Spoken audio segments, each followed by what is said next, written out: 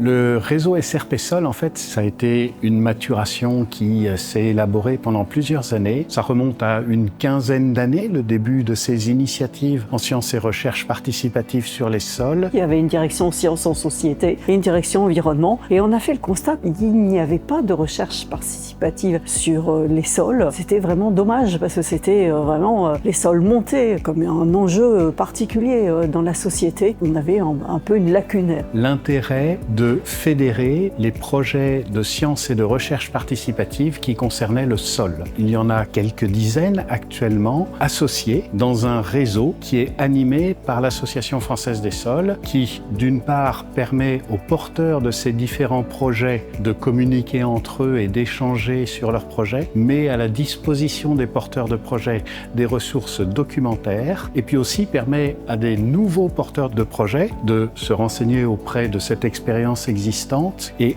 aussi d'accéder à tout un tas de documents supports qui peuvent les aider à élaborer leurs propres projets et à rentrer en contact avec les autres membres de ce réseau. Les projets les plus anciens ont vraiment gagné en maturité. On était de quelques centaines de données à maintenant quelques milliers. La diversité aussi des acteurs. On ne va plus forcément sur le sol aller chercher le citoyen lambda, mais avoir des petits groupes, avoir des relais. Donc voilà, gagner en maturité et en manière de savoir faire en fait. Et je trouve que la relève est magnifique parce qu'on a 2 agences environnementales, OFB et ADEME, qui financent. C'est porté par la FES.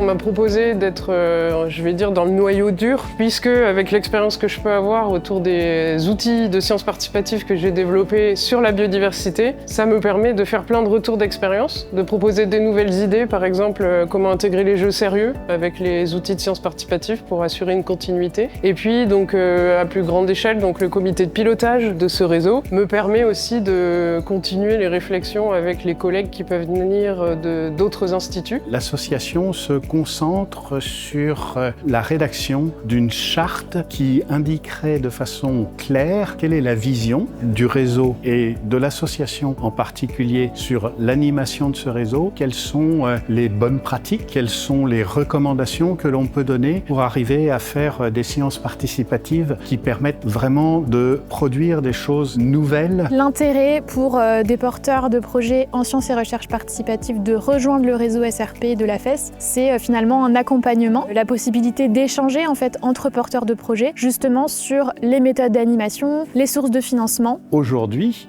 2 décembre 2025, nous avons eu le 2e forum rassemblant les porteurs de projets. Et l'idée, c'était de présenter où on en est, de voir comment travailler mieux ensemble. Si tu souhaites avancer un projet autour de la découverte des sols, plus comprendre la physico-chimie de ton sol ou la biodiversité, ou si tu as rencontré des personnes autour de toi qui souhaitent aussi s'investir en collectif, par exemple, pour mieux connaître et protéger le sol, n'hésite pas à rejoindre le réseau de sciences et recherches participatives autour des sols. Nous serons là pour te proposer des conseils avec les retours d'expérience que l'on peut avoir. Des projets sont en cours, des projets vont émerger et donc tout ça, c'est autant d'occasions pour tout un chacun de s'associer, de contribuer, d'apprendre des choses, d'apporter ses perceptions et finalement de participer à la production de connaissances que va permettre chacun de ces projets et leur mise en réseau.